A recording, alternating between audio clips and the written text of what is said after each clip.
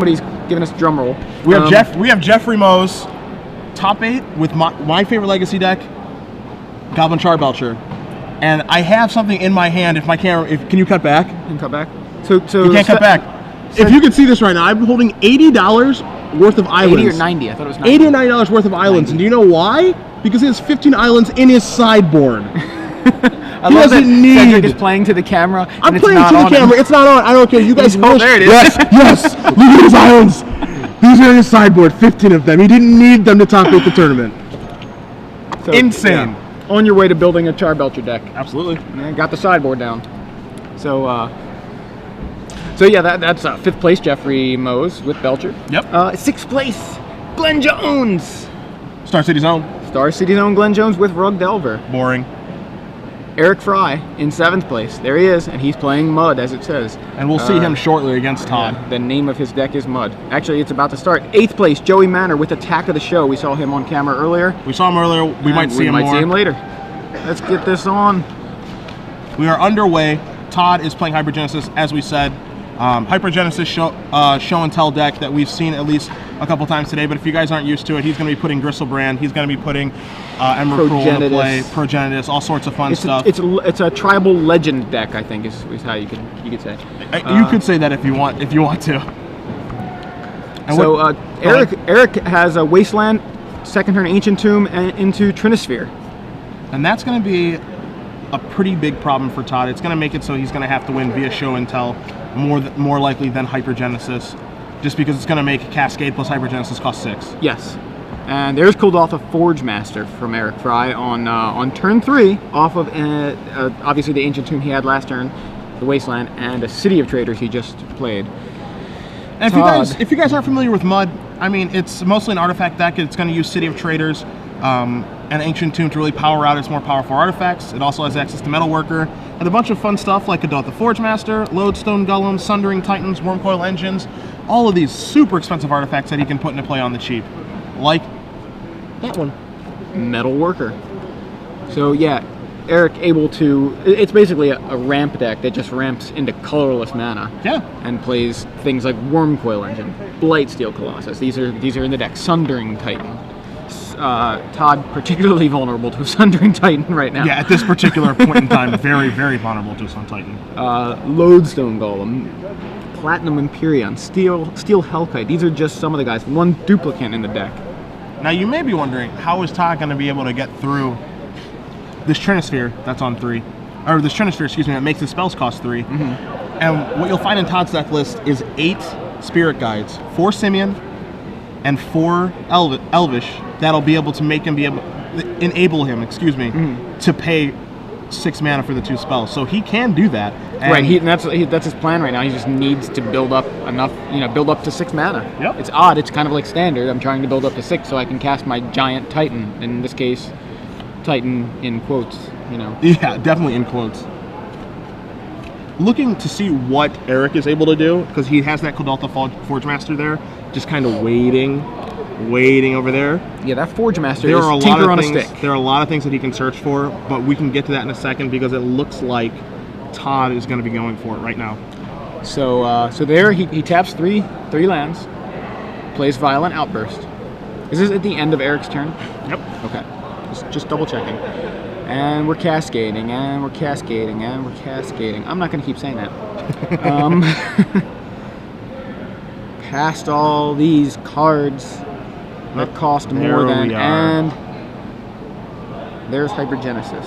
Now, Hypergenesis he's going to have to pay a total of 3 mana for, but Todd's making his play because he does have 2 Spirit Guides along with that basic land to be able to cast it. That's odd. Wait, so how does that work? Because Violent Outburst costs 3. Doesn't Hypergenesis cost 3? Can it does not? As well. So it can't cascade into Hypergenesis. No, because costs... I'm just looking at the wording on Trinisphere. Okay. Each spell that would cost less than 3 costs 3 mana to cast. Is it not? Does it not count as its converted mana cost? Is that how it works? Yeah, its converted mana cost is 0. Okay, but it costs 3. It's a very strange wording on Trinisphere. Well, it's confusing, I think, in this particular scenario. Sure. But since it's happening, it is. It is on the stack. Assume that it is all good. Neither player. I would think Eric would be quick to say, "Hey, that don't work when I got Trinisphere in play." Hello. Hypergenesis resolves. Todd using Spirit Guides to pay the extra 3, and he gets Progenitus, Emrakul into play. And Eric has some big fatties of his own. I mean, Blightsteel Colossus. That's a Blightsteel Colossus, man. That kills in 1 hit, where Progenitus takes 2. 2 hits, that is. So, Progenitus probably sticks back, just in case. That was at the end of... That was the end of the turn, so, I mean, his guys do have, in quotes, haste. And right. He is moving to his attack step, and if you look in Eric's deck list, which we didn't get the opportunity to get to quickly, it looks like he's going to be searching for, I presume, a duplicate. Yep, to take care of Emrakul. He's got a lot of things that he can do to fight with an active Forge Master in play. He has a duplicate he can search for. He has a Blightsteel Colossus he can search for. That's already in play. He has a Platinum Imperium that he can search for so that his life total does not change. A Steel Hellkite that he can search for. So he has a lot of options available. A Spine of Isha, which you... Oh, wow, yeah. Yeah, that's a card Haven't seen that in a while. Rarely gets played. So Duplicant is actually kind of like a Phantasmal Image. In a way. Yeah, it's like a Legacy or it's the Mud Dex version of Phantasmal Image, because obviously Legacy players can play Phantasmal Image. But Duplicant is a 2/4, but it has Imprint. When it enters the battlefield, you may exile target non-token creature. So that's what happened. He exiled Emrakul, and what happens is, as long as the exiled card is a creature card, Duplicant has that card's power, toughness, and creature types. It's still a shapeshifter. So Eric just got himself a 15/15. Yeah, no big deal. Doesn't fly. Doesn't have the the Annihilate. But it's a 15/15. How often do you see? Ooh, hello. And Todd Anderson's going to go Show and Tell Emrakul, and that's okay because the other Emrakul has been exiled. How often do you see Progenitus playing defense? Not very often. It's somehow like fighting comfortably against a Blightsteel Colossus. This is actually crazy. Look at the board. Like, just take a second and look down and look. There is a 15/15 Duplicant, a Blightsteel Colossus on one side, an Emrakul and a Progenitus on the other side, and nobody's attacking. Yeah. Like, these guys just all have Defender. Now I understand Todd keeping Progenitus back to defend from the Blightsteel. It's just kind of crazy. I think Eric is going to go find Spine right now. Is this Yu-Gi-Oh? Yeah. What game are we playing? He's going to go find Spine of Isha. Yep. So Spine of Isha takes out Emrakul, and Todd Anderson scoops him up. Mud takes the first game. Eric takes Fry. down. That was pretty crazy. That was really cool. That was pretty crazy. That just shows how powerful Kodortha Forge Master is. Now I know we were a little bit rushed in between moving to the match because they were ready to go, but I do want to go over Eric's deck list very quickly as I was listing out some of the cards. Basically, what he does is he's going to be powering out artifacts as quickly as he possibly can with his lands that produce 2 mana. And he also has some trumps against Todd. You already saw that, Todd got Emrakul into play, he got Progenitus into play, and Eric was just like, whatever, I'm going to search for a duplicate to give myself a 15/15. I'm going to search for Spine of Isha to be able to take care of Emrakul. He has a card like Chalice of the Void, which counters Hypergenesis that he can search for. So he, oddly enough, as big and as large as Emrakul is, it's not even that big of a problem. Not a problem. I think that whole game hinged on that Trinisphere.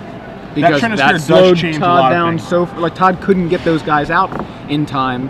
When he did go off, quote unquote, Eric was all set up. He's like, sure, got my Forge Master, got a Blightsteel in my hand. He was all completely set up to deal with it. So we actually are going to give away some premium. Let's give away some premium then. We already have the questions all set up. We are prepared. So we did mention one of the players in the top 8. Michael Belfato. Belfie, if you will. He also won the standard portion earlier this morning. Here he is again in the top 8. So Michael Belfato has the opportunity to back-to-back win on the same weekend. A very difficult thing to do. It's difficult. Only one other player has ever done so. Who is that player? If you guys know, tweet us at SCG Premium. Yeah, tweet us. Put the SCG Premium hashtag in there. There it is. As I grab it, if you can't find it, I will. So put that hashtag in your tweet, and a random correct answer. What's it going to win? Will win 3 months of premium. Bingo. Only one player has back-to-back before. What is it? It's the beginning of June. It'll be the beginning of September. We'll be about to return to Ravnica. We'll be packing our bags. Yeah, we'll be checking in for our flights. We'll be out of M13. We'll be returning to Ravnica. Yeah, we'll be about to. It'll be. I think spoiler season will be just about getting ready to start. You know, we'll be in Happy Land. If you're in Ravnica, you're in Happy Land. Right around the corner. Sideboarding stuff. Now, as you saw in that game 1, Eric was unfazed by what Todd was doing, and I got bad news for Todd. It's going to get a little bit worse for him. Two more duplicates in the sideboard. 2 more. 3 Ensnaring Bridge. That's a nice 15-15. I have an Ensnaring Bridge in play. That can't attack. 4 Phyrexian Revokers if he chooses to go that route. He has a Silent Arbiter. Only one guy can attack each turn, and one guy can block. He also has an additional Trinisphere and a Wormcoil Engine to keep his life total high. So he has the tools at his disposal to definitely beat Todd. Looking at Todd's deck list, Joey. He's got some options, but it's not anywhere near as many options as I believe Eric has. He's got some dismembers that he might want to use for like Forge Master. Forge Master does have 5 toughness, right? I believe it's a 3/5. I believe that's check on that because we don't want to say anything incorrect, but I'm pretty sure it is a 5-mana 3/5. We got a thumbs up from Jennifer. It is a 3/5. So correct. Dismember can take care of that. Right. Forge Master obviously was a pretty big problem for Todd that game because it grabbed the duplicate that copied the Emrakul. Yeah. So he does have 3 dismembers. He also has 3 Terastodon, which can take out some artifacts. It can't take out, you know, what I foresee it taking out if it does get into play is it's going to take out its lands. Yeah. And it might take out a Trinisphere or a Chalice of the Void, something like that. Yeah, so that's reasonable. And he's got 1 Ingot Chewer, which would most likely get into play via Hypergenesis. But don't forget, I mean, it only does cost a red to evoke. To evoke. So you're right. Actually, he can evoke it, and you know, pretty early, just go ahead and. If he has a Chalice of the Void in play on 0, he's able to take care of it. So. We're off to the races. Wasteland to start. And there's the Chalice for 0. Speak of the devil. That Cedric just mentioned. So what it's going to do is it's going to shut off the Hypergenesis side of Todd's deck. And if you look at Todd's hand right now, I do see a Show and Tell. I also do see a Force of Will and the new Cascade card from Plane Chase. Is that Maelstrom Wanderer? Or no, that's going to be the little one? That's going to be the little one, the Agent. Okay, so Shardless Agent. So it's going to be able to... He's going to have Force of Will backup is my point. If he does just Show and Tell, puts a big giant idiot into play, he'll have a card to remove to Shardless Agent to be able to counter whatever relevant thing he's putting into play. He can remove Shardless Agent to Force of Will. Correct. Okay, got it. And Todd is moving in right now. He's got Show and Tell right now. Off the Simian Spirit Guide, it is turn 2. Chalice does nothing against that. And it looks like he has a Gristlebrand. He also has a Terastodon in his hand, so he has options. We'll see which one he chooses. So there's something, and it's a Gristlebrand. It's an Ensnaring Bridge. Wow. So Gristlebrand's lifelink, not so great. Although drawing a bunch of cards is still pretty good. And drawing a bunch of cards is fantastic. Ooh, Grim Monolith. It's been a while since I've seen that. Yeah, Grim Monolith from Eric. I'm taking a look at Todd's deck right now to see how he can get out of the situation of Ensnaring Bridge. And I think, yep. He has Terastodon. That can take care of the problem. He also has that 1 Ingot Chewer, so he doesn't have a ton of ways, but he does have ways. But he does have ways. And he is drawing 7 off of that Gristlebrand. What's that last card? Ingot Chewer. Like, there it is, the Ingot Chewer. Yep. So he can go ahead and deal with that. 2. He's going to do it again. 3, 4, 5, 6, 7. There we go. I love how we counted out. Todd Anderson just drew 14 cards. He's not messing around. Filthy, filthy, filthy Todd. He's not. He's at 5. He's at 5 life. He went to 5 from 19 off the fetch land, right? To 19 off the fetch land. 14 for the Gristlebrand. He's got to make this Ingot Chewer count, because now it gets the effect of, what am I going to kill? Am I going to kill the bridge? Am I going to kill the Chalice to Hypergenesis? He's going to kill the bridge and get in for 7. That seems good. I like that. Just get back up to a little safer life total, or maybe just stay at 5 and draw 7. Yeah. You know, it's ridiculous. Todd, I see another Show and Tell in his hand. He's got a lot of dismembers. I mean, obviously Gristlebrand's going to give you all the options in the world. He could draw 7 more cards if he wants to. Yeah, I mean, it's pretty absurd. makes you feel a little bit more comfortable when you only have one Ingetu in your deck, that if you're able to get Gristlebrand into play, there's a pretty good chance that you're going to be able to find it. Right, and there you have proof. Just to answer a quick question from Twitter, that if you win 3 months of premium, it's tacked onto your account if you already have premium. Okay. So just want to make Good to sure know. Good to know. mention that. If you already have it, you just get some more. It's 3 months of free premium. So Todd is kind of lining his options up right now of, you know, the cards he wants to keep in his hand, because he's going to discard a ton of them. I mean, you know, he has a couple Dismembers, he's got Force of Wills, he's got Emrakuls, he's got all these things in his hand that are going to shuffle back in. The reason that that's important is because he's already used his Ingot Chewer. But if he discards an Emrakul, it's back in the deck. It's back in the deck, and it's live out for his Gristlebrand. It's actually fantastic. Like we said this earlier about, you know, I think when we were watching Caitlyn play, just how synergistic this deck is with, you know, you cascade into one of your 2 Hypergenesises, and at some point discard Emrakul, and you can just cascade into Hypergenesis again. You know, like they're just always right back in the deck with Progenitus and Emrakul creating all those shuffle effects. So now it's going to be interesting to see what Eric's able to do, because, I mean, I'm sure Eric thought he was in a fantastic spot. He had a Chalice for 0 on turn 1 to trump Hypergenesis. And he still has the Chalice. Yeah, and he still has the Chalice. He had an Ensnaring Bridge for the Show and Tell to trump the Grizzlebrand. Nice. So, you know, the hand that he kept was perfectly reasonable. You know, it's a hand that I would keep if I was playing this matchup, but is he going to be able to get back in this game? And the answer is not quite yet. No. Looks like Force of Will for that.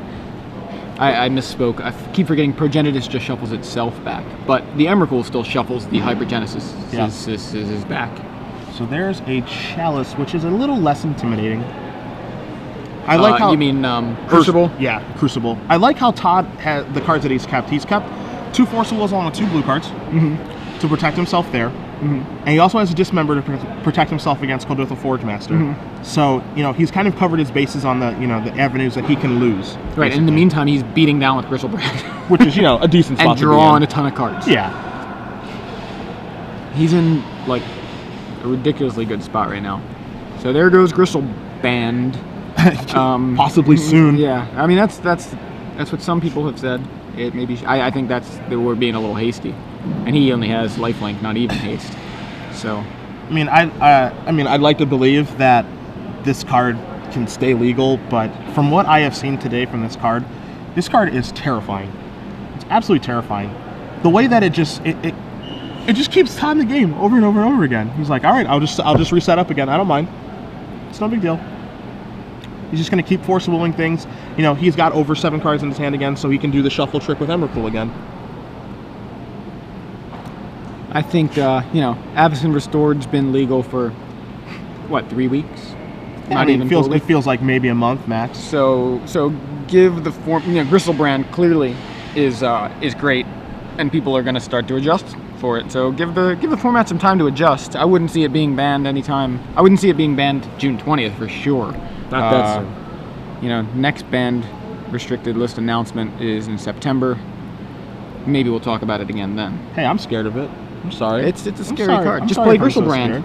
Legend rule. There you go. Play Phantasmal Image, and then you're in Gristlebrand. I mean, we've seen this in Standard. It's just the same thing in Legacy. Play Mind Control. Just steal it. It's so expensive. Okay, play Vidalcan Shackles. Okay. yeah, okay. Well, Todd takes that game. Todd takes that game solely on the back of Gristlebrand. For sure. Yep. Yeah. But I mean, it's a powerful card. Eric took game 1 pretty much on the back of Trinisphere. Yeah. Slowing down Todd enough for Eric to cast his decks, the cards in his deck that his deck's meant to do. So very interesting matchup here. Eric with a lot of great tools, but Todd with some of the answers. And in that case, really all it took was Gristlebrand, draw me as many cards as I can, find the answers to what you've got, and kill you. Yep. So I think that Eric is just going to still go with the same things that he has. He has the 3 Ensnaring Bridges. He has 2 Duplicants. He has he's not going to use the Revokers or the Silent Arbiter. He has the 4 Trinisphere on the board. He may or may not board in the additional Wormcoil Engine as well. I mean, if you look at Phyrexian Revoker, that could actually be key in this matchup because it can stop Gristlebrand. Yeah. So maybe that's the route that he should go if he feels that's really the only way that I can lose is if Gristlebrand gets going. Yeah. Griselbrand only needs to resolve. You know, there's no haste. I'm sorry. There's no summoning sickness that he needs to worry about as far as drawing cards. You can just do it. As ridiculous as this is to say, Eric might be thinking to himself, you know, the only way I'm going to lose is to Griselbrand drawing a bunch of cards. I don't care about a 7/7 flying lifelink. That's no big deal. I can beat that with Ensnaring Bridge and Duplicate and all these other things. But you drawing 7 cards for 7 mana, or for 7 cards for 7 life, I can't beat that part of it. Yeah, so that's I can see how the Revoker would be reasonable. You need to get it down like early, you know, and it can come down early. 8 2-mana lands will make that a little bit easier, along with these 2 Mox Opals, which you probably can't get going on the first turn unless, you know, something very favorable happens in his direction. But this matchup is going to be really, really swingy, so it's going to be a lot of fun to watch. I mean, that game even, I was like, you know, Todd is in a bad spot, and Ensnaring Bridge is here. You know, Chalice of the Void is here. Right, it looked bad early. Eric did seem to have a reasonable, about the best start that he could.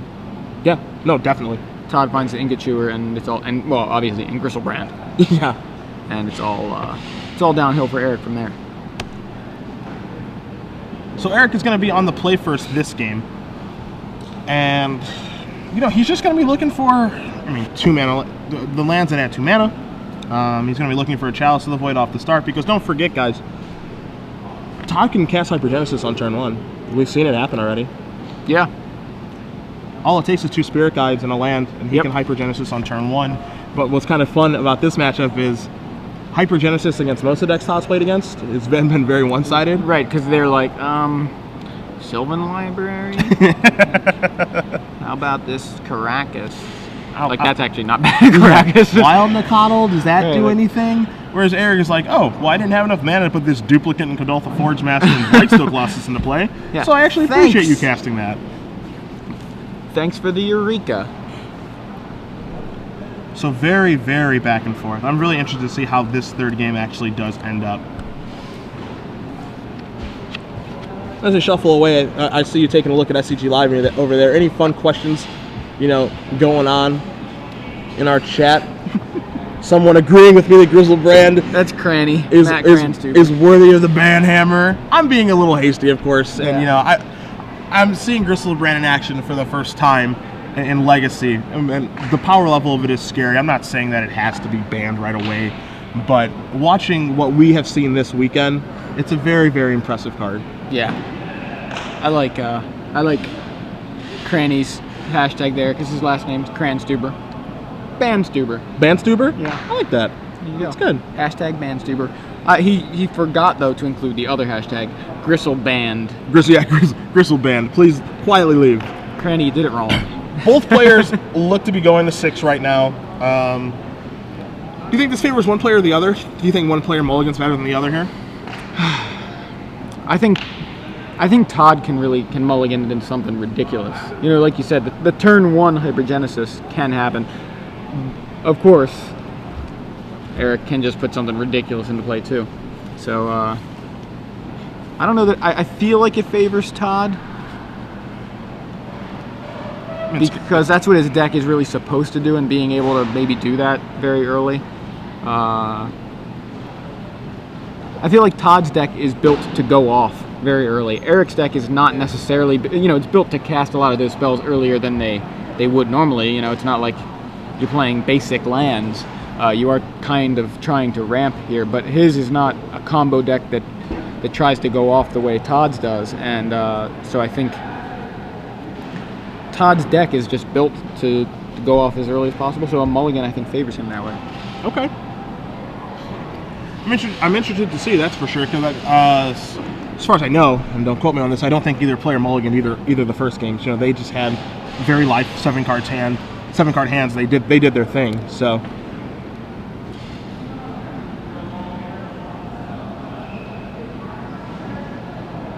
we're just taking a look at the chat right now. That's all. A lot of people chiming in, and hopefully you guys are enjoying what you're seeing. This match is, I mean, I would love to see these guys play a 5-game set. That would be cool. Just to see, you know, three games. I mean, they're high variance games. You know, there's really a lot. There's a lot that's going on both sides. You know, Hypergenesis can come back to bite Todd. Show and tell. You know, let's say Todd puts an Emrakul and he's like, all right, duplicate that. Thank you, sir. Yeah, it's crazy the things that that Eric's deck is capable of when facing a Hypergenesis deck. It's actually, I feel like Todd's deck almost makes Eric's deck better depending on what's in Eric's hand. I agree with you. You know, Show and Tell and Hypergenesis. And off we go. It looks like they've both kept. And it's the same opener I think we've seen in all 3 games. Yeah, it really is. It was at least the same opener game 1. I'm pretty sure the same thing game 2. It was definitely Wooded Foothills on Todd's side game 2. So I can see Todd's hand. He's got 2 Progenitors. He has a Show and Tell. It may or may not be safe to assume that he has a Spirit Guide as well, and he's probably considering to himself, do I Show and Tell here? I have Progenitus. You know, it's going to trump Duplicant. It's going to trump some of the things that he has. But if he has, you know, a card like Platinum Imperium, if he has a card like Ensnaring Bridge, then what I'm doing isn't really very effective. So yeah, you almost wonder if Eric's like, you know, I kind of want him to play Show and Tell. I want his Hypergenesis to go off because I can capitalize on that and I can deal with his guys. the fun thing about Show and Tell too is that it's like a little game, right? Mm-hmm. You know, he's gonna, you know, you guys both put your card face down, right? And, you know, he has 2 Progenitus in his hand, so you know, Eric could be thinking to himself, aha, I am ready for Grizzlebrand, I'm ready for Emrakul, and he's like, oh, I just have a 10/10 with protection from everything. Were you ready for that? And he's like, actually, I wasn't. Yep, I was ready. All right, so Todd cracking the fetch. Looks at his hand. We see double Progenitus, Show and Tell, and then I couldn't quite tell what was left. It may have been the. It looked like a gold bordered card. I think it may have been Maelstrom Wanderer, but it was just not enough of the art for me to be able to tell. There's Elvish Spirit Guide. Making his move. Oh, I think it was that. Okay, we're it was cascading. the Shardless Agent. This is scary. Cascade. Keep in mind, guys, he had the option to Show and Tell if he wanted to, and he did not. Decided, yeah. He decided against that and decided to go with Hypergenesis as well. Which means to me he's got more than one thing he wants in play in his hand. I mean, we know he has 2 Progenitus in his hand. Yeah, but he's not going to put both of those in play. Of course. Cedric, that's a terrible idea. You are so correct. I've never been able to agree more with someone. Showtime. And so, Hypergenesis resolves. We've got Progenitus versus Blightsteel Colossus. This is like 2 Tarmogoyfs facing off against each other. And there is Maelstrom Wanderer, and there's Wormcoil Engine. And Todd's like, well, I've got Progenitus and Show and Tell in my hand. Guess I'm all finished. Oh, Jesus but God. Eric Fry is God. not finished. And there's triple Wormcoil Engine, Spine of Ishtar for your Maelstrom Wanderer. Well, thanks for the Hypergenesis. I think Eric got the better end of the Hypergenesis that time. You are a scholar and a saint. Oh my god. Like I said, he had the option. Yeah, that was... He had the option of... That was... yeah. Yeah. I mean, what do? You touch your Shardless Agent and just extend the hand. Eric Fry with Mud defeats Todd Anderson's Hypergenesis.